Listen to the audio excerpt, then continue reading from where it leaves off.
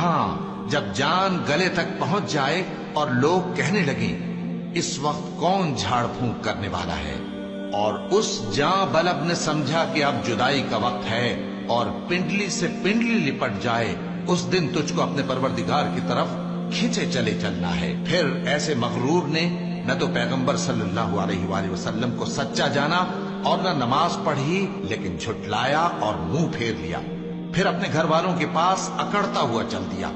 خرابی ہے تیری، خرابی پر خرابی ہے، پھر خرابی ہے تیری، خرابی پر خرابی ہے۔ کیا انسان یہ خیال کرتا ہے کہ اسے یوں ہی چھوڑ دیا جائے گا؟ کیا وہ منی کا جو ٹپکائی جاتی ہے ایک قطرہ نہ تھا، پھر لوتھڑا ہوا، پھر اللہ نے اس کو بنایا سو اس کے اعضاء کو درست کیا، پھر اس کی دو قسمیں بنائیں، مرد اور عورت۔ کیا اس کو اس بات پر قدرت نہیں کہ مردوں کو زندہ کر دے؟